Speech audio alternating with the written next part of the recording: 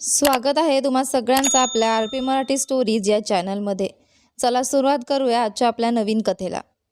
मी तर फक्त चावी घ्यायला आले होते, आर्याने घाबरलेल्या आवाजात म्हणत रुद्रवीरला थांबवण्याचा प्रयत्न केला. पण रुद्रवीर तिच्याकडे सतत झुकत होता आणि तिच्यावर जबरदस्ती करण्याचा प्रयत्न करत होता. त्यांच्या लग्नाला 6 महिने झाले होते. हा विवाह त्यांच्या आजोबांच्या इच्छेनुसार झाला होता, कारण कुटुंबाची संपत्ती आणि जमीन बाहेरच्या कुणाच्या चुकीच्या हातात जाऊ नये अशी त्यांची इच्छा होती.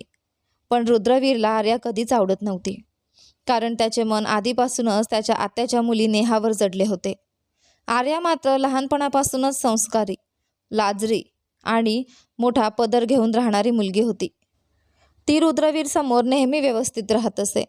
आर्याचे आजोबा आणि रुद्रचे आजोबा मित्र होते. लहानपणीच अपघातात आर्याचे कुटुंब गेले, पण त्यात आर्या वाचली. ती अनाथ झाली होती, म्हणून त्याच्या आजोबांनी तिला लहानपणीच इथे आणले होते. त्यामुळे रुद्रवीर तिच्याबद्दल अधिकच चिडलेला असे आणि तिच्याशी नेहमी कठोरपणे वागत असे. त्या दिवशीही चुलत भावंडांच्या सांगण्यावरून आर्या त्याच्या खोलीत चावी घेण्यासाठी आली होती. पण रुद्रवीरने संधी साधून तिचा हात पकडला आणि तिच्यावर जबरदस्ती करण्याचा प्रयत्न केला. काही महिन्यांपूर्वी वाड्याच्या विशाल अंगणात सुंदर मंडप उभारण्यात आला होता. रंगीबेरंगी फुलांच्या सजावटीने संपूर्ण परिसर उजळून निघाला होता. गावातील मान्यवर आणि देशमुख कुटुंबातील सर्व पुरुष मंडळी तिथे उपस्थित होते. मंडपात रुद्रवीर पांढऱ्या शुभ्र शेरवानीत आणि खांद्यावर पारंपरिक शाल घेऊन बसला होता. त्याचा चेहरा एखाद्या दगडासारखा कठोर दिसत होता आणि त्याचा जबडा रागाने आवळला गेला होता. पुरोहितांनी विवाहविधी सुरू केला. आजोबांनी एकदा रुद्रवीरकडे पाहिलं आणि मग शांतपणे मान हलवली. अजयराव देशमुख यांचा विवाह स्वर्गवासी विजय शर्मा यांची कन्या आर्या हिच्याशी हिंदू धर्माच्या सर्व विधी आणि संस्कारांनुसार होत आहे. पुरोहितांचा गंभीर आवाज मंडपात घुमला. क्षणभर संपूर्ण वातावरण शांत झाले. रुद्रवीरच्या मनात मात्र प्रचंड वादळ सुरू होते. त्याला त्या क्षणी उठून तिथून निघून जावेसे वाटत होते. त्या वाड्यापासून दूर, जिथे त्याच्या प्रेमाचा बळी कुटुंबाच्या संपत्तीपुढे दिला जात होता. त्याच्या डोळ्यांसमोर सतत एकच चेहरा फिरत होता, नेहाचा. ती नेहा जिच्यासोबत त्याने आयुष्यभर साथ देण्याची स्वप्ने पाहिली होती. पण आजोबांचा शब्द अंतिम होता. त्यांचा ठाम विश्वास होता की देशमुख कुटुंबाची जमीन आणि संपत्ती बाहेरच्या घरात जाऊ नये. आणि यात आर्याची ही संपत्ती होतीच. आर्या ही त्या संपत्तीची एकमेव वारसदार असल्याने हा विवाह अपरिहार्य होता. रुद्रवीरने डोळे मिटले. मनातील राग आणि वेदना गिळून त्याने हळू आवाजात उत्तर दिले, होय, मी तयार आहे. विवाह संस्कार पूर्ण होताच उपस्थित मंडळींच्या शुभेच्छा आणि टाळ्यांचा आवाज संपूर्ण मंडपात घुमू लागला. पण त्या क्षणी रुद्रवीरच्या मनात एक वेगळीच भावना जन्म घेत होती. ती भावना होती आर्याबद्दलची कटुता. त्याला वाटत होते की त्याच्या आयुष्यातील प्रत्येक आनंद, त्याचे प्रेम आणि त्याची स्वप्ने आर्यामुळे त्याच्यापासून दूर गेली. त्याचवेळी वाड्याच्या स्त्रियांच्या विभागातील एका खोलीत आर्या लाल रंगाच्या भरजरी नववधूच्या साडीत बसली होती. तिच्या डोक्यावर मोठा घुंगट होता. त्यावरून आणखी एक पांढरा शुभ्र मलमलचा मोठा पदर तिने घेतला होता, जो तिने लहानपणापासून कधीही सोडला नव्हता. आर्या अत्यंत निरागस, साधी आणि संस्कारी मुलगी होती. सौंदर्याच्या बाबतीत ती जणू एखाद्या अप्सरेलाही मागे टाकेल अशी होती. तिचे मोठे तेजस्वी डोळे आणि निरागस चेहरा पाहणाऱ्यांना क्षणात आपलंसं करून टाकत असे. पण त्या सुंदर चेहऱ्यामागे आज एक अनामिक भीती दडली होती. कारण तिला माहीत नव्हते की हा विवाह तिच्यासाठी आनंदाची सुरुवात ठरणार होता की आयुष्यभराच्या संघर्षाची. पण आर्याने तिचे हे अप्रतिम सौंदर्य नेहमीच शालीनतेच्या पडद्याआड लपवून ठेवले होते. लग्नविधी झाल्यावर तिच्या डोळ्यांतून एक अश्रू ओघळला आणि तिच्या मेहंदीने सजलेल्या हातांवर पडला. तिला माहीत होते की रुद्रवीर तिच्यावर प्रेम करत नाही. हेही तिला ठाऊक होते की त्याच्या हृदयात दुसरीच कोणतीतरी मुलगी आहे. पण ती एक आज्ञाधारक मुलगी आणि नात होती. आजोबांच्या निर्णयापुढे तिने मान झुकवली होती. दुसरीकडे खोलीबाहेर उभ्या असलेल्या रुद्रवीरच्या आई निर्मलाताई यांनी सुटकेचा निश्वास सोडला. त्यांच्या चेहऱ्यावर समाधान स्पष्ट दिसत होते. नेहा म्हणजे रुद्रवीरच्या आत्याची मुलगी होती, पण तिला त्या कधीच योग्य समजत नव्हत्या. आत्याच्या घरी येण्या जाण्यामुळे निर्मलाबाईंना नेहाच्या स्वभावाची पूर्ण कल्पना होती. काही महिन्यांपूर्वी त्यांनी स्वतः नेहाला एका तरुणासोबत अत्यंत अयोग्य अवस्थेत पाहिले होते. रुद्रवीरच्या पाठीमागे ती दुसऱ्याच कोणाशी जवळीक वाढवत होती. नेहा स्वार्थी आणि कपटी मुलगी होती. तिला रुद्रवीरवर प्रेम नव्हते. तिची नजर होती देशमुख कुटुंबाच्या अफाट संपत्तीवर, जमिनींवर आणि वाड्याच्या मालकीवर. तिला माहीत होते की रुद्रवीरकडे भरपूर पैसा आहे आणि त्याच पैशासाठी ती त्याच्या मागे वेडी असल्याचे नाटक करत होती. निर्मलाताईंना हेही ठाऊक होतं की जर त्याने रुद्रवीरला थेट विरोध केला तर तो कधीच ऐकणार नव्हता, कारण तो नेहाच्या प्रेमात पूर्णपणे आंधळा झाला होता. म्हणून त्यांनी एक युक्ती आखली. त्या थेट आजोबांकडे गेल्या आणि कुटुंबाच्या वारसा हक्काचा मुद्दा पुढे केला. बाबा, जर रुद्रवीरचं लग्न घराण्याबाहेर झालं तर संपत्तीही बाहेरच जाईल. शिवाय आपल्याच छायेत वाढलेली आर्या संस्कारीही आहे, सुसंस्कृत आहे, चांगल्या स्वभावाची आहे आणि तिची संपत्तीही घरातच राहील.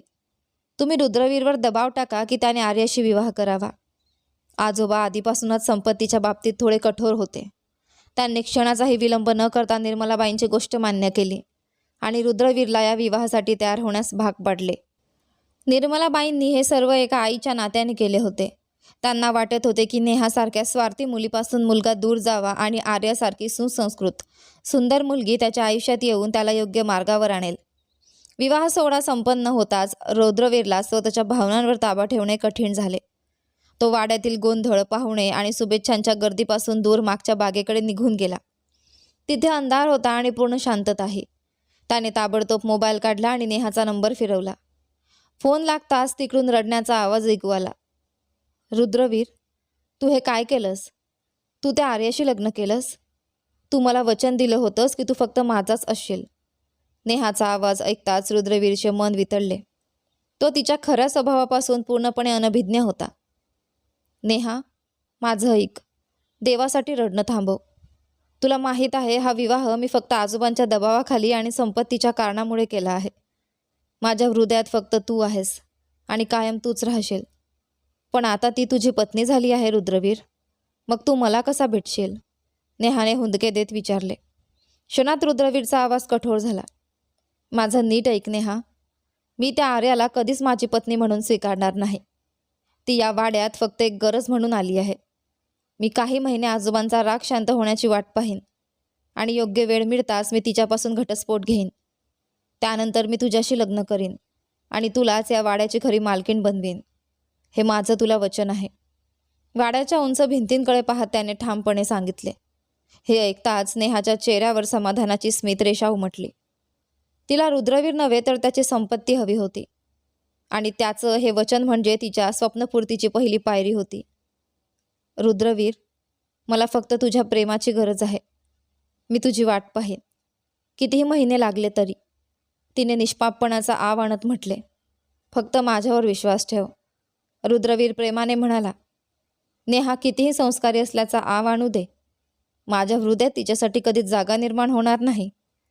त्याने कॉल कट केला, पण फोन बंद करताच त्याच्या अंगावर काटा आला, कारण समोरच्या अंधारात कोणीतरी शांतपणे उभं होतं. एक सावली जी त्याचं आणि नेहाचं संपूर्ण संभाषण ऐकत होती. ती दुसरी कोणी नसून त्याची आई निर्मला देशमुख होती. ती बऱ्याच वेळेपासून तिथे उभी राहून रुद्रवीर आणि नेहामधील संपूर्ण संभाषण ऐकत होती. तिचा चेहरा रागाने आणि धक्क्याने लालबुंद झाला होता. रुद्रवीर, निर्मला देशमुख यांच्या कडक आवाजाने रात्रीची शांतता भंगली. रुद्रवीर दचकला. त्याच्या हातातून मोबाईल जवळजवळ खाली पडणारच होता.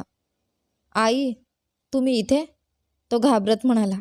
निर्मला देशमुख वेगाने त्याच्या जवळ आल्या आणि तिरस्काराने त्याच्याकडे पाहत म्हणाल्या, म्हणजे तू तुझ्या बायकोला घटस्फोट देण्याचे बेत आखतो आहेस? या मुलीसाठी जी तुझ्या पायाच्या धुळी इतकीही नाही? त्या संतापाने म्हणाल्या. आई, तुम्ही नेहाबद्दल असं बोलू शकत नाही. मी तिच्यावर प्रेम करतो आणि तुम्ही आजोबांसोबत मिळून माझ्यावर जबरदस्ती केलीत. तुम्ही आर्याचा माझ्याशी विवाह लावून दिला. रुद्रवीरने स्वतःचा राग आवरत उत्तर दिले. निर्मला देशमुख उपहासाने हसल्या. जबरदस्ती? रुद्रवीर, तू अक्कल गहाण ठेवली आहेस? ज्या नेहाच्या प्रेमात तू आंधळा झाला आहेस ना, ती काही चांगल्या चारित्र्याची मुलगी नाही. ती एक नंबरची कपटी आणि स्वार्थी मुलगी आहे. आई, रुद्रवीर संतापाने ओरडला, मी माझ्या नेहाविरुद्ध एक शब्दही ऐकून घेणार नाही. तुला ऐकावंच लागेल. निर्मला देशमुख यांनी त्याचा हात घट्ट पकडला. तुला काय वाटतं, मी तुझ्या आजोबांना सांगून तुझा आणि आर्याचा विवाह का लावून दिला? फक्त संपत्तीसाठी नाही. मला नेहाचं खरं रूप माहीत होतं. ती मुलगी फक्त तुझ्या पैशांमागे आहे. आज तुझ्याकडे हा देशमुखांचा वाडा, गाड्या आणि बँक बॅलन्स नसता तर ती तुझ्याकडे ढुंकूनही पाहिले नसते. त्या संतापाने बोलत होत्या. ती तुझ्या पाठीमागे दुसऱ्या मुलांना भेटते. मी स्वतःच्या डोळ्यांनी तिचे कारनामे पाहिले आहेत. रुद्रवीरने धक्क्याने मान हलवली. नाही, हे खोटं आहे. तुम्ही नेहाचा तिरस्कार करता म्हणून हे सगळं बोलत आहात. ती माझ्यावर प्रेम करते. प्रेम नाही तर तुझ्या पैशांवर ऐशोआराम करण्याची संधी शोधते आहे, निर्मला देशमुख कठोरपणे म्हणाल्या. आणि दुसरीकडे आर्याकडे बघ. ती किती गोड आहे, किती सुंदर आहे. तिचे संस्कार, तिची लाज संपूर्ण कुटुंबासाठी आदर्श आहे. लोक तिला साधीभोळी समजतात, पण ती हिऱ्यासारखी निर्मळ आहे. म्हणूनच मी आजोबांना हा विवाह लावून देण्यास सांगितले होते, जेणेकरून तुझं लक्ष या घाणीतून दूर जाईल आणि तुला एक पवित्र, सुखी आयुष्य जगता येईल. निर्मला देशमुख रागाने थरथरत होत्या. आई, तुम्ही काहीही म्हणा, पण मी आर्याला कधीच स्वीकारणार नाही, रुद्रवीर ठामपणे म्हणाला. माझ्या हृदयात नेहा आहे. मी आर्यापासून नेहमी अंतरच ठेवेन. योग्य वेळ आली की तिला घटस्फोट देईन. निर्मला देशमुख यांनी त्याच्या खांद्यांना जोरात हलवले. तुला वेळच दाखवेल की खरं प्रेम आणि खोटं आकर्षण यात काय फरक असतो. लक्षात ठेव रुद्रवीर, ज्या दिवशी आर्याचं अस्तित्व तुझ्यासमोर येईल आणि तिचं खरं निर्मळ मन तुला दिसेल, त्या दिवशी तू आज बोललेल्या प्रत्येक शब्दासाठी पश्चातापाचे अश्रू ढाळशील. हे बोलून निर्मला देशमुख रागाने वळल्या आणि वाड्याच्या आत निघून गेल्या. रुद्रवीर मात्र तिथेच उभा राहिला. एका बाजूला नेहाच्या खोट्या प्रेमाचं विष त्याच्या मनात भरलं होतं, तर दुसऱ्या बाजूला आईचे कडवे शब्द त्याच्या कानात घुमत होते. पण शेवटी त्याने मनाशी एक निर्णय घेतला. आर्या त्याच्यासाठी फक्त एक ओझं असेल. तो तिच्यापासून नेहमी दूरच राहील. दरम्यान शहरातील एका आलिशान कॅफेमध्ये नेहा पाश्चात्य पोशाख परिधान करून बसली होती. तिच्या हातात सिगारेट होती आणि ती हवेत धुराची वर्तुळे सोडत होती. तिच्यासमोर बसला होता दिनेश, तोच तरुण ज्याच्यासोबत ती रुद्रवीरच्या पाठीमागे गुपचूप संबंध ठेवत होती आणि ज्याचं गुपित आता निर्मला देशमुख यांच्या नजरेतून सुटलं नव्हतं. दिनेशने तिचा हात पकडण्याचा प्रयत्न करत अधीरपणे विचारले. नेहा, तू मला वचन दिलं होतंस की तू रुद्रवीरला सोडून देशील आणि आपण दोघं लग्न करून इथून खूप दूर निघून जाऊ. आता तर त्याचा विवाह आर्याशी झाला आहे. मग तू अजूनही त्याच्या मागे का वेडी झाली आहेस? नेहाने तिरस्काराने आपला हात मागे घेतला आणि मोठ्याने हसले. दिनेश, तू किती भोळा आहेस. मी रुद्रवीरच्या मागे वेडी नाही. मी त्याच्या संपत्तीच्या, त्याच्या गाड्यांच्या आणि त्या देशमुख वाड्याच्या मालमत्तेच्या मागे वेडी आहे. ती कपटी हसत पुढे म्हणाली. तुला काय वाटतं, मी रुद्रवीरसारख्या हट्टी आणि जुन्या विचारांच्या जमीनदारावर प्रेम करते? अजिबात नाही. दिनेश गोंधळून गेला. मग रोज त्याच्याशी फोनवर रडण्याचं नाटक का करतेस? नेहा चालाकपणे हसली.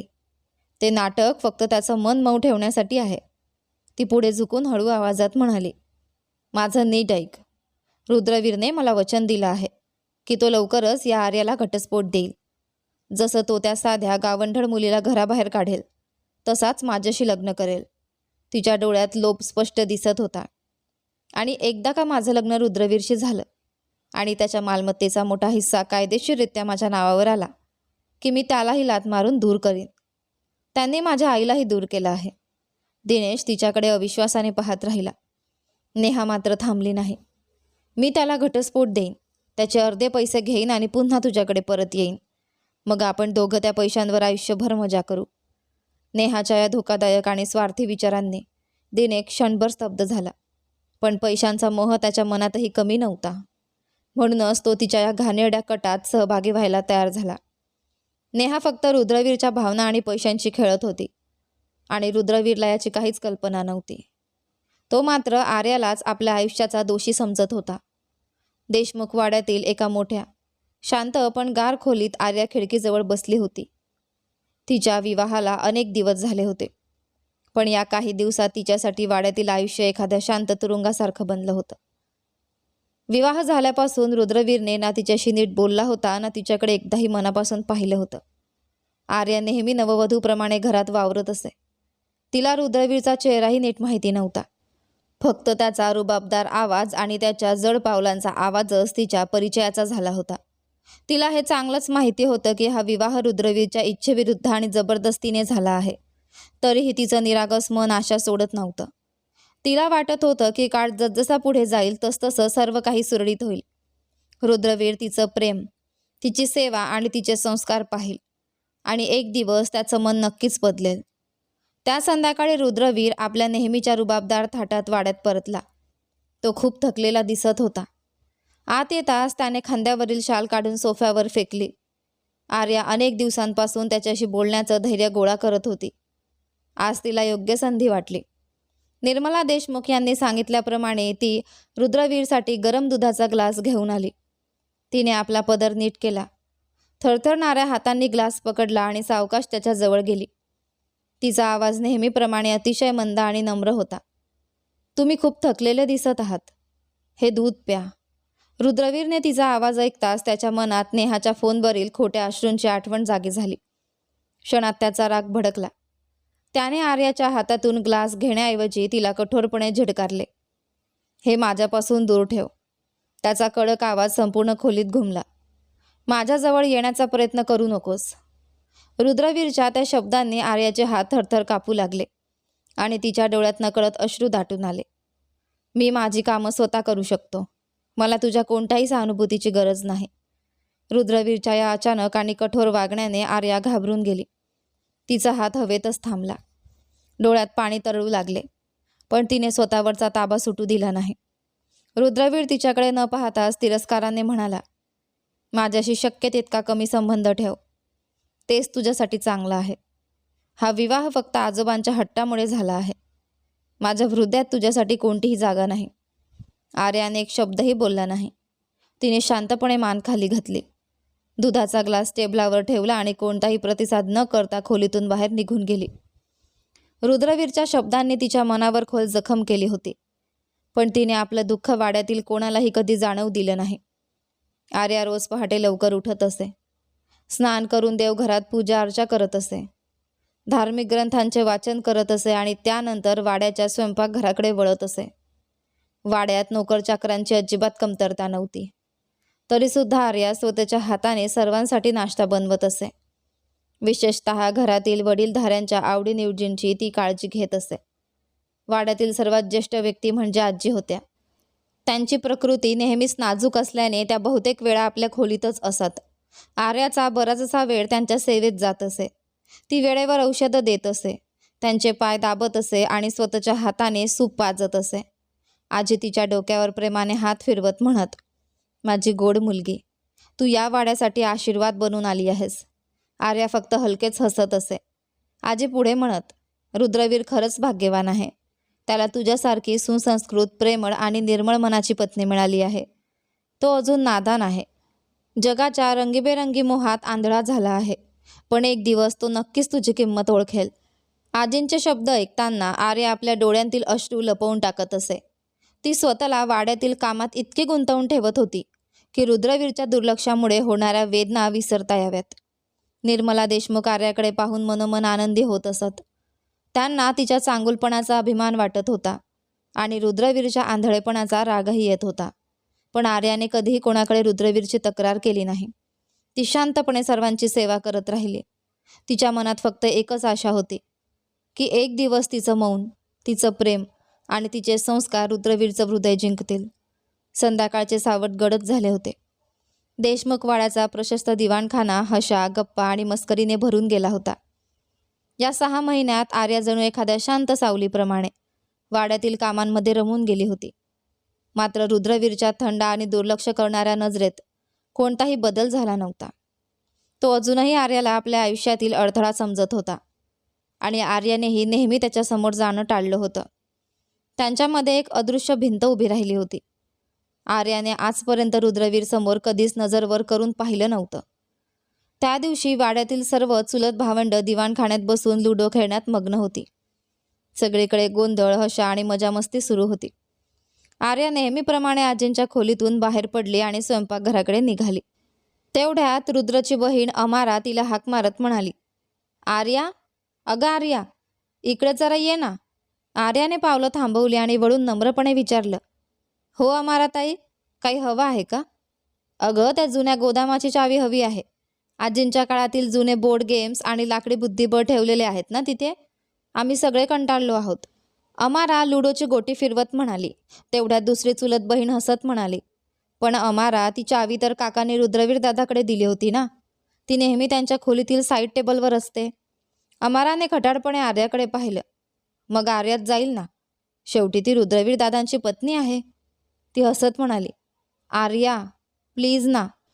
रुद्रवीर दादांच्या खोलीत जाऊन ती चावी आण.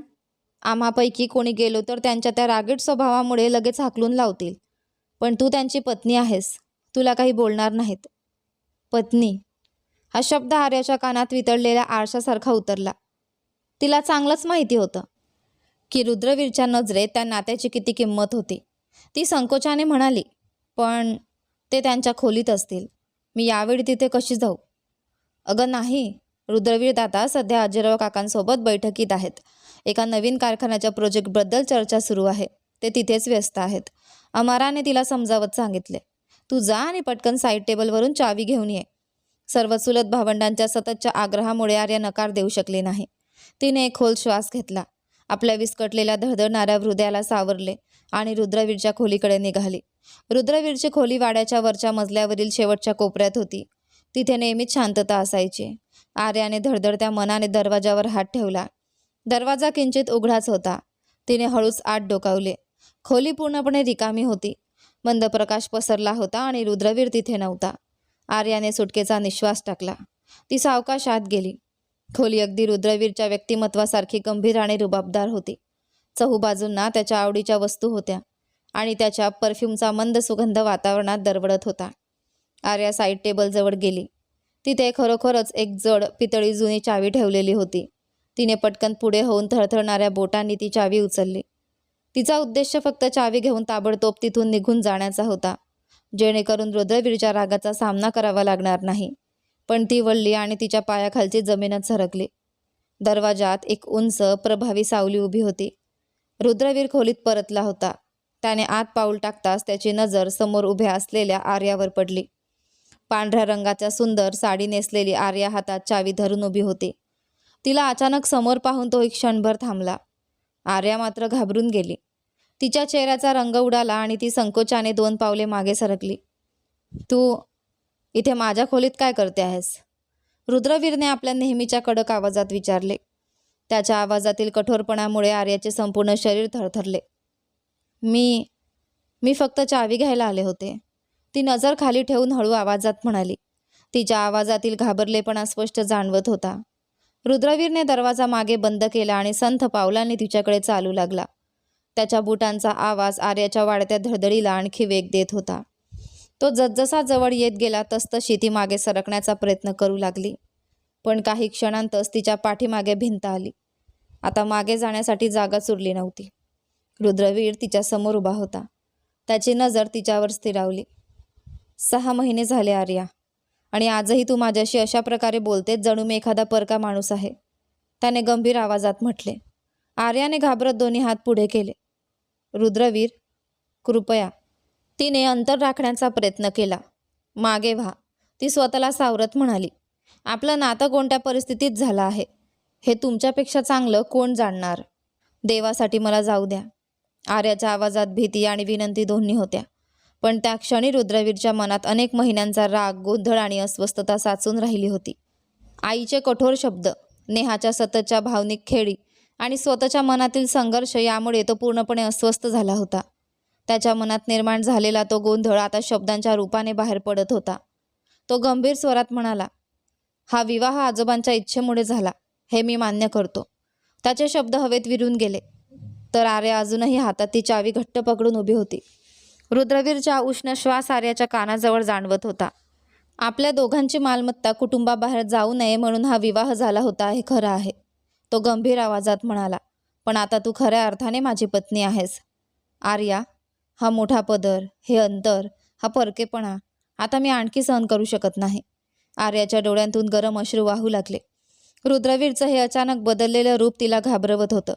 तिने उरलेलं सगळं धैर्य एकवटलं आणि त्याला जोराने मागे ढकललं. हातात चावी घट्ट पकडून ती दरवाजाकडे धावत सुटली. तिचं हृदय जोरात धडधडत होतं. तिला फक्त त्या खोलीतून बाहेर पडायचं होतं. ती दरवाजाच्या हँडलपर्यंत पोहोचली, पण तिने हँडल फिरवण्याआधीच रुद्रवीर वेगाने तिच्या मागे आला. त्याने दरवाजावर हात ठेवत तो पुन्हा बंद केला. आर्या आता बंद दरवाजासमोर उभी होती. ती पूर्णपणे घाबरली होती. रुद्रवीरच्या डोळ्यात अस्वस्थता, राग आणि गोंधळ यांचं विचित्र मिश्रण दिसत होतं. आर्या थरथरत म्हणाली, कृपया मला जाऊ द्या. तिच्या आवाजात भीती स्पष्ट जाणवत होती. रात्र सरली. त्या रात्री दोघांच्या आयुष्यात अनेक भावनिक उलथापालथी घडल्या. आर्या मनातून व्याकुळ झाली होती, तर रुद्रवीर स्वतःच्या भावनांशी झुंज देत होता. त्याच्या मनात नेहाच्या आठवणी, आईचे शब्द आणि आर्याविषयी निर्माण होत चाललेला गोंधळ यांचं वादळ उठलं होतं. दुसऱ्या दिवशी शहरातील एका आलिशान अपार्टमेंटमध्ये नेहा सोफ्यावर बसली होती. ती निवांतपणे आपल्या नखांवर गडद रंगाची नेल पॉलिश लावत होती. तेवढ्यात मुख्य दरवाजा जोरात उघडला. नेहा दचकून वर पाहू लागली. समोर रुद्रवीर उभा होता. पण हा तो रुबाबदार, आत्मविश्वासू रुद्रवीर नव्हता, ज्याच्या नावाचा दरारा संपूर्ण देशमुख वाड्यात होता. त्याचे केस विस्कटलेले होते. पांढऱ्या कुर्त्यावर धूळ लागली होती. डोळ्यात प्रचंड थकवा आणि एक वेळसर अस्वस्थता दिसत होती. जणू तो खूप लांबचा प्रवास करून थेट तिथे आला होता. रुद्रवीर? नेहाने आश्चर्याने नेल पॉलिशची बाटली बाजूला ठेवली. यावेळी इथे? आणि ही काय अवस्था करून घेतली आहेस? ती गोंधळून विचारू लागली. रुद्रवीर वेगाने पुढे आला आणि नेहाचे दोन्ही हात आपल्या हातात घेतले. त्याचे हात थरथरत होते. नेहा, मी सगळं काही सोडून आलो आहे. सर्व काही संपवून आलो आहे. वाड्यातील ऐशो आराम, ती संपत्ती, ते वैभव, सगळं तुझ्यासाठी मागे सोडून आलो आहे. तो भावनाविवश होऊन म्हणाला. आता आपल्या दोघांच्या मध्ये कोणीच नाही. तू मला वचन दिलं होतंस ना की माझी वाट बघशील. बघ, मी तुझ्याकडे आलो आहे. आता माझ्याशी लग्न कर. आपण आत्ताच लग्न करू. त्याने तिच्या डोळ्यात पाहत खोल श्वास घेतला. नेहाने झटकन आपले हात त्याच्या पकडीतून सोडवून घेतले. तिच्या चेहऱ्यावर प्रेम नव्हतं, तर गोंधळ, धक्का आणि अस्वस्थता होती. तिने रुद्रवीरकडे डोक्यापासून पायापर्यंत पाहिलं. सगळं सोडून आलास म्हणजे काय? ती कठोर स्वरात म्हणाली. नेमकं काय झालं ते मला सविस्तर सांग. रुद्रवीरने लगेच सांगायला सुरुवात केली. आज वाड्यात आजोबा आणि आई माझ्यावर आर्याला स्वीकारण्यासाठी दबाव टाकत होते. मला आता हे दुटप्पी आयुष्य जगता येत नव्हतं. तो पुढे म्हणाला. म्हणून मी सगळ्यांसमोर आर्याला घटस्फोट दिला. हे ऐकताच नेहाचे डोळे विस्फारले. काय? तू आर्याला घटस्फोट दिलास? ती अविश्वासाने म्हणाली. हो. रुद्रवीरने अभिमानाने म्हणाला. मी आता सगळ्यांसमोर सांगितलं की मी फक्त तुझ्यावर प्रेम करतो. तो पुढे सांगू लागला. पण माझं बोलणं ऐकून आजोबा संतापले. त्यांनी सांगितलं की जर मी हा निर्णय घेतला तर देशमुख वाड्याचा पुढचा वारस मी राहणार नाही. त्यांनी कौटुंबिक वकिलाला बोलावलं आणि मला संपत्ती, जमीन, बँक खाती आणि वाड्यातील हक्कांपासून वंचित केलं. रुद्रवीरचा आवाज थरथरला. आईनेही मला घरातून हकलून दिलं. आजोबांनी स्पष्ट सांगितलं की आता माझ्याकडे देशमुख वाड्याचा 1 रुपयाही राहिलेला नाही. तो हसण्याचा प्रयत्न करत म्हणाला. माझ्याकडे आता फक्त हे काही कपडे आणि मी स्वतः उरलो आहे. पण मला त्याचं काही दुःख नाही. तो नेहाच्या जवळ येत म्हणाला. कारण माझी खरी संपत्ती तू आहेस. चल, आपण नवीन आयुष्य सुरू करूया. रुद्रवीरच्या चेहऱ्यावर प्रचंड विश्वास होता. त्याला वाटत होतं की त्याने प्रेमासाठी जगातील सर्वात मोठा त्याग केला आहे. पण नेहाच्या चेहऱ्याचा रंग उडाला होता. तिच्या मनात रुद्रवीरचं महत्त्व केवळ त्याच्या संपत्तीमुळे होतं आणि ती संपत्ती एका क्षणात नाहीशी झाली होती. तू वेडा झाला आहेस का? नेहा अचानक संतापाने ओरडली. तिच्या आवाजात आता फोनवरची गोडी नव्हती, फक्त राग आणि तिरस्कार होता. हे तू काय केलंस? ती पुढे म्हणाली. सगळं कसं सोडून देऊ शकतोस? तुझं डोकं फिरलं आहे का? रुद्रवीर अवाक झाला. नेहा, हे काय बोलते आहेस? तो थरथरत्या आवाजात म्हणाला. हे सगळं मी तुझ्यासाठी केलं आहे. तूच तर म्हणायचीस की मला आर्यासोबत पाहू शकत नाहीस. नेहाने उपहासाने मोठ्याने हसत त्याचं बोलणं तोडलं. प्रेम? ती तुच्छतेने म्हणाली. प्रेमाने पोट भरत नाही रुद्रवीर, आणि प्रेमावर आयुष्य चालत नाही. तिने संतापाने हात झटकले. किमान तुझ्या नावावर काही हिस्सा तरी ठेवून घेतला असतास. थोडेफार पैसे तरी राखून ठेवले असतेस. आपण आरामात, ऐशो आरामात जगलो असतो. पण तू तर पूर्णपणे कंगाल होऊन आलास. रुद्रवीरला जणू विजेचा धक्का बसला. त्याने नेहाच्या चेहऱ्याकडे पाहिलं. तिथे आता फक्त लोभ आणि संताप दिसत होता. त्याने स्वतःला सावरत हळू आवाजात म्हटलं. नेहा, पैशांची इतकी काळजी का करतेस? मी तरुण आहे. मी मेहनत करीन, कोणतंही काम करीन. तुला कधीही त्रास होऊ देणार नाही. आपण दोघं मेहनतीने आपलं घर उभं करू. मेहनत? नेहा तिरस्काराने हसली. तुझं डोकं खरंच फिरलं आहे. देशमुख घराण्याचा मुलगा त्या रस्त्यावर भटकत काम करणार आणि मी तुझ्यासोबत दारिद्र्यात आयुष्य काढणार? तिने रागाने बोट दरवाजाकडे दाखवलं. मला अशा आयुष्याची गरज नाही. मी एखाद्या कष्ट करून जगणाऱ्या माणसासोबत छोट्याशा घरात राहू शकत नाही. निघून जा इथून. रुद्रवीर, मी तुझ्यासाठी माझं आयुष्य खराब करू शकत नाही. रुद्रवीरला वाटलं जणू कुणीतरी त्याच्या छातीत खंजीर खुपसला. त्याचे पाय डगमगले, डोळ्यात अविश्वास भरला आणि त्या क्षणी त्याच्या कानात निर्मला देशमुख यांचे शब्द घुमू लागले. ती मुलगी आणि तिची आई फक्त तुझ्या पैशांमागे आहेत. आज तुझ्याकडे वाडा, संपत्ती आणि बँक बॅलन्स नसता तर ती तुझ्याकडे पाहिलंही नसतं. आईचा प्रत्येक शब्द अक्षरशः खरा ठरत होता. त्या क्षणी नेहाचं खरं रूप त्याच्या डोळ्यांसमोर उघड झालं आणि त्याच वेळी आर्याची शांतता, तिचं प्रेम, तिची निस्वार्थ सेवा आणि तिचं निर्मळ मन त्याच्या आठवणीत जिवंत होऊ लागलं. रुद्रवीरला प्रथमच जाणवलं की ज्याला तो प्रेम समजत होता ते फक्त स्वार्थ होता आणि ज्याला तो दुर्लक्षित करत होता तेच खरं नातं होतं.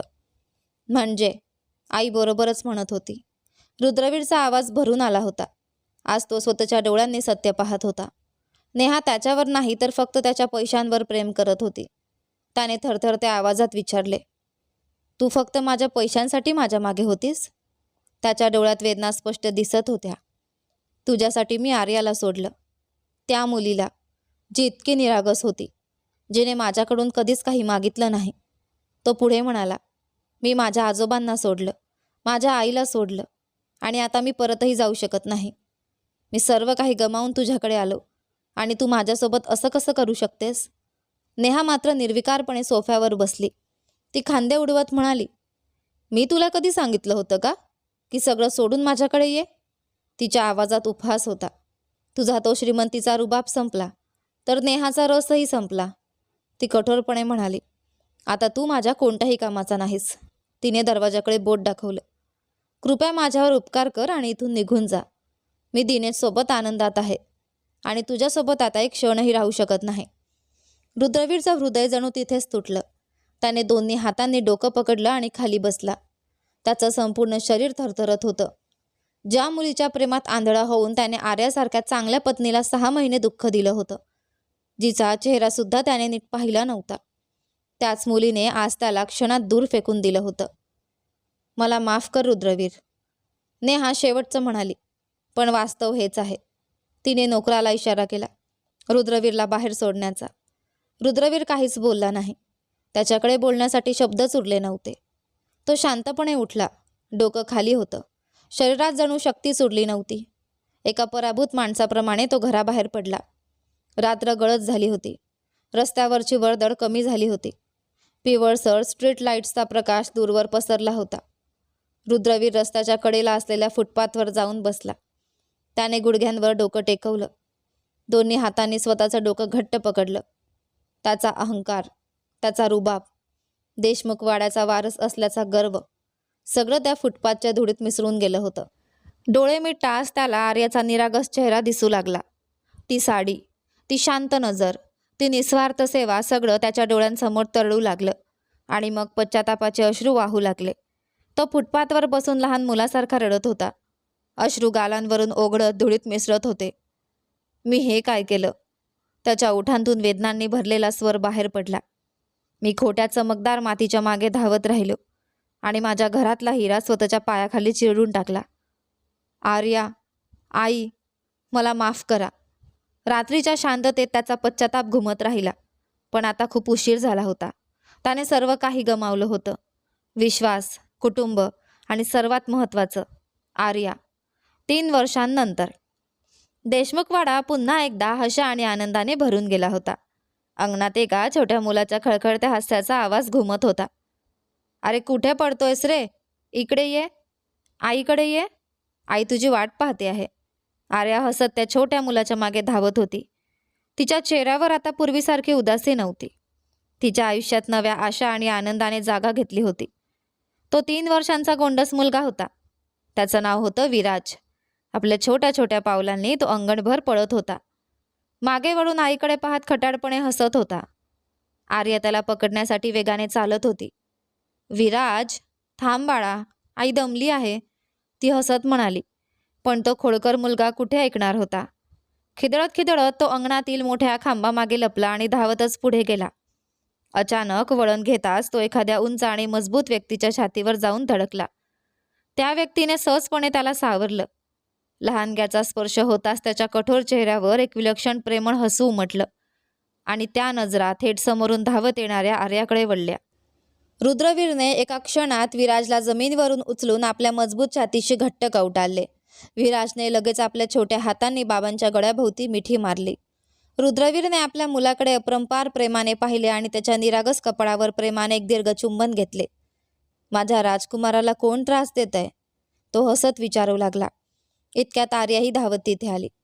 तिला पाहताच रुद्रवीरच्या चेहऱ्यावर उमटलेली चमक पाहण्यासारखी होती. त्यांच्या विवाहाला आता 2-3 वर्षे झाली होती. या काळात वाड्याचे वातावरणही पूर्णपणे बदलून गेले होते. रुद्रवीर आर्याच्या प्रेमात इतका अखंड बुडाला होता की आता त्याचे संपूर्ण जग आर्या आणि त्याच्या मुलाभोवतीच फिरत होते. त्याने एका हाताने विराजला छातीशी धरून ठेवले आणि दुसऱ्या हाताने आर्याच्या डोक्यावरचा पदर प्रेमाने नीट केला. मग तिच्या लाजऱ्या सुंदर डोळ्यात पाहत तो हलकेच पुढे झुकला आणि तिच्या कपडावर प्रेमाने चुंबन दिले. आर्याचा चेहरा लाजेने लाल झाला. तिने पटकन नजर खाली झुकवली. रुद्रवीर, तुम्हीही ना? सगळे बघत आहेत, ती हळू आवाजात म्हणाली. बघू देत, माझ्या बायकोवर हक्क दाखवतोय मी, रुद्रवीर मिश्किलपणे म्हणाला. तेवढ्यात काठीचा आवाज आला आणि हसतमुख आजोबा अंगणात आले. अरे, इथे काय सुरू आहे? त्यांनी खोडकरपणे विचारले. रुद्रवीर हसला. आजोबा, हा विराज दिवसभर माझ्या आर्याला त्रास देतो. तिला एक क्षणही आराम करू देत नाही. आजोबांनी विराजला आपल्या कुशीत घेतले आणि रुद्रवीरकडे रोखून पाहत म्हणाले. तो आपल्या आईला त्रास नाही देणार तर कोणाला देणार? शेवटी लहान मूल आहे ते. आणि आता तर आर्याची काळजी तुम्ही सगळ्यांनी आणखी जास्त घेतली पाहिजे. हे बोलून ते पुढे निघून गेले. आर्या पुन्हा आई होणार होती आणि या आनंदाच्या बातमीमुळे वाड्यात पुन्हा एकदा उत्साहाचे वातावरण निर्माण झाले होते. तेवढ्यात रुद्रवीरची आई निर्मलाताई तिथे आल्या. मुलगा आणि सून आनंदात असल्याचे पाहून त्यांच्या चेहऱ्यावर समाधानाची मंद स्मित रेषा उमटली. त्या पुढे आल्या आणि आर्याचा हात हातात घेत प्रेमाने म्हणाल्या. आर्या बाळा, तू आता तुझ्या खोलीत जाऊन आराम कर. या छोट्या सैतान विराजला मी सांभाळते. आज तो आजोबा आजींकडेच राहील. आर्याने हसून सासूबाईंचे आभार मानले. तिने रुद्रवीरकडे प्रेम भरल्या नजरेने पाहिले आणि हळूहळू आपल्या खोलीकडे निघून गेली. आर्या गेल्यानंतर रुद्रवीर अंगणातील सोफ्यावर जाऊन आजोबांच्या शेजारी बसला. आजोबा एका अर्थपूर्ण आणि विजयी हास्यासह आपल्या नातवाकडे पाहत होते. त्यांनी रुद्रवीरच्या खांद्यावर हात ठेवला आणि शांत आवाजात म्हणाले. पाहिलंस ना रुद्रवीर, एकदा का होईना तू तुझ्या आईच्या शब्दांवर विश्वास ठेवला होतास. त्या एका निर्णयाचं फळ आज तुझ्या समोर आहे. जर त्यावेळी तू आईचं ऐकलं नसतंस आणि नेहाचा खरा चेहरा तुझ्या समोर आला नसता तर आज तू स्वतःच्या हाताने स्वतःचं आयुष्य उद्ध्वस्त करत असतास.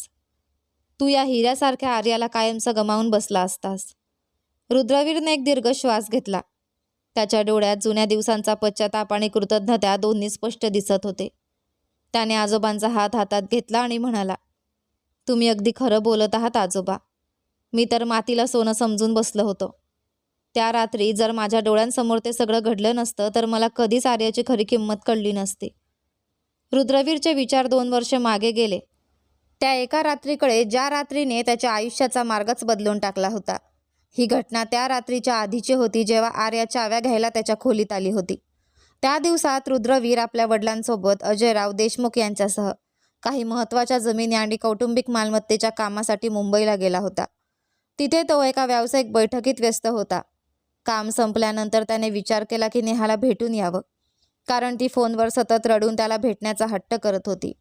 तिला आश्चर्याचा धक्का द्यावा म्हणून तो रात्रीच मुंबईतील एका आलिशान हॉटेलमध्ये पोहोचला, जिथे नेहाने आपल्या मित्रमैत्रिणींसोबत असल्याचं सांगितलं होतं. पण तिथे पोहोचताच रुद्रवीरच्या पायाखालची जमीन सरकली. त्याने स्वतःच्या डोळ्यांनी नेहाला अतिशय आक्षेपार्ह अवस्थेत दिनेशसोबत पाहिलं. दोघे एका कोपऱ्यात बसले होते. त्यांच्या समोर मद्याच्या बाटल्या होत्या आणि नेहा दिनेशचा हात हातात धरून बसली होती. नेहाने चांगल्या चारित्र्याचा जो मुखवटा घातला होता तो एका क्षणात कोसळून पडला. रुद्रवीरचं हृदय तुटलं. त्याचा मेंदू सुन्न झाला. तो हा धक्का सहन करू शकला नाही. राग आणि दुःखाच्या भरात तो त्याच हॉटेलच्या बारमध्ये जाऊन भरपूर मद्यपान करू लागला. रात्री उशिरा पूर्ण नशेत स्वतःवरचा ताबा गमावलेल्या अवस्थेत तो परत देशमुख वाड्यात आला.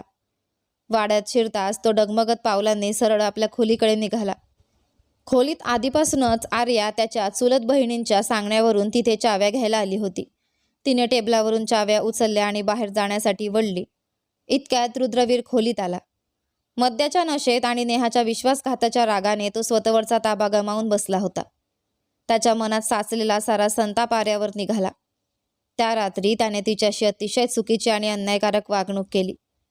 दुसऱ्या दिवशी सकाळी रुद्रवीरचे डोळे उघडले तेव्हा त्याचे डोके प्रचंड दुखत होते. नशा उतरली होती, पण रात्री घडलेल्या घटना त्याला धुसरपणे आठवत होत्या. त्याने पाहिले की आर्या खोलीच्या एका कोपऱ्यात गप्प बसलेली होती. रडून रडून तिचे डोळे सुजले होते. ती आपल्या साडीत स्वतःला गुंडाळून बसली होती. रुद्रवीरला स्वतःच्या वागण्याची लाज वाटत होती, पण ती कबूल करण्याऐवजी त्याने रागाचा मुखवटा चढवला. तू काल रात्री इथे काय करत होतीस? तो मोठ्याने ओरडला. माझ्या अवस्थेचा फायदा घेण्याचा प्रयत्न करत होतीस का? या चाव्यांचं नाटक करून तू माझ्या जवळ यायचा प्रयत्न करत होतीस? तुला वाटलं मी नशेत आहे म्हणून माझ्यावर तुझा हक्क गाजवशील? मी आधीच सांगितलं आहे माझ्यापासून दूर राहा. हे अन्यायकारक आरोप ऐकून आर्या डसाडसा रडू लागली. तिने एक शब्दही न बोलता डोळ्यात अश्रू घेऊन खोली सोडली आणि सरळ निर्मला देशमुख यांच्याकडे गेली. रडत रडत तिने त्यांना रात्रीपासून सकाळपर्यंत घडलेला सगळा प्रकार सांगितला. रुद्रवीरने नशेत असताना कशी वागणूक दिली आणि सकाळी तिच्यावर कसे आरोप केले हे सर्व ऐकून निर्मला देशमुख सगळं समजून गेल्या. त्यांना मात्र हे माहीत नव्हतं की रुद्रवीरने नेहाचं खरं रूप आधीच पाहिलं होतं. त्यांनी प्रेमाने आर्याचे अश्रू पुसले आणि म्हणाल्या, आर्या बाळा, तू अजिबात काळजी करू नकोस. माझं एक ऐक. रुद्रवीर समोर काहीही बोलू नकोस. त्याला एकदा नेहाकडे जाऊ दे. तो तिच्यासमोर संपत्ती गेल्याचं नाटक करेल. जेव्हा तिला कळेल की त्याच्याकडे आता काहीच उरलेलं नाही तेव्हा तिचं खरं रूप त्याच्यासमोर येईल.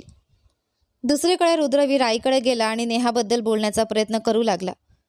पण निर्मलाजींनी त्याला ठामपणे सांगितलं, जा आणि स्वतः तिची परीक्षा घे. रुद्रवीरचं मनातून हादरत होतं. त्याला अजूनही वाटत होतं की कदाचित त्याला भात झाला असेल. हॉटेलमधील प्रकाश मंद होता. कदाचित त्याने पाहिलेली मुलगी नेहा नसेलही. तो याच विचारात असताना निर्मला देशमुख हलकसं हसल्या आणि म्हणाल्या, जर तुला वाटत असेल की ती खरंच तुझ्यावर प्रेम करते तर जा. तिला सांग की आजोबांनी तुला संपत्तीतून बेदखल केलं आहे. मग बघ, सत्य आपोआप समोर येईल. आणि नेमकं तसंच घडलं. रुद्रवीर नेहाकडे गेला आणि तिला खोटं सांगितलं की आजोबांनी त्याला संपत्तीतून बाहेर काढलं आहे. त्याने आर्याशी असलेलं नातं संपवल्याचंही नाटक केलं. हे ऐकताच नेहाचा खरा चेहरा समोर आला. तिने क्षणाचाही विचार न करता रुद्रवीरला दूर ढकललं आणि दिनेशचा हात धरला. त्या क्षणी नेहाची पैशांसाठीची लालसा, तिचं खोटं प्रेम आणि दिनेशशी असलेले संबंध रुद्रवीरच्या डोळ्यांसमोर पूर्णपणे उघडे पडले. तो पूर्णपणे तुटून गेला. हरलेला, दुःखी आणि पश्चातापाने भरलेला रुद्रवीर परत देशमुख वाड्यात आला. तो आर्यासमोर गेला आणि तिच्यासमोर नतमस्तक झाला. डोळ्यात अश्रू घेऊन त्याने आपल्या चुका, राग, अन्यायकारक वागणूक आणि प्रत्येक अपराधाबद्दल मनापासून माफी मागितली. आर्याने त्याच्या डोळ्यांतील खरा पश्चाताप ओळखला. तिने मोठ्या मनाने त्याला माफ केलं. आज त्या घटनेला 2 वर्षे उलटून गेली होती. सोफ्यावर बसलेला रुद्रवीर त्या जुन्या आठवणींतून बाहेर आला आणि हसला. त्याने नजरेने वर पाहिलं. खोलीच्या खिडकीत उभी असलेली आर्या त्याच्याकडे प्रेमाने पाहत हसत उभी होती. त्याच्या आयुष्यातील अंधार आता कायमचा दूर झाला होता. आता त्यांच्या आयुष्यात फक्त आनंद, प्रेम आणि समाधानाचा प्रकाश होता. त्या प्रकाशाने संपूर्ण देशमुख कुटुंबाला अशा एका अटूट प्रेमबंधनात बांधून टाकलं होतं, जे काळाच्या प्रत्येक परीक्षेत अधिक मजबूत होत जाणार होतं. रुद्रवीर खिडकीत उभ्या असलेल्या आर्याकडे पाहत हसला. आर्यानेही त्याच्याकडे प्रेमाने पाहिलं आणि हळूच खाली मान झुकवली. त्या क्षणी त्याला जाणवलं की खऱ्या प्रेमाचा अर्थ संपत्ती, सौंदर्य किंवा दिखावा नसतो. खऱ्या प्रेमाचा अर्थ असतो विश्वास, त्याग आणि एकमेकांना समजून घेणं. काही महिन्यांनंतर आर्याने एका गोंडस मुलीला जन्म दिला. देशमुख वाड्यात पुन्हा एकदा आनंदाचा जल्लोष झाला. विराज तर आपल्या छोट्या बहिणीभोवतीच फिरत होता. तो स्वतःला तिचा रक्षक समजू लागला होता. निर्मला देशमुख यांच्या डोळ्यात आनंदाश्रू होते. आजोबा आपल्या पणतवंडांना मांडीवर बसवून गोष्टी सांगत असत.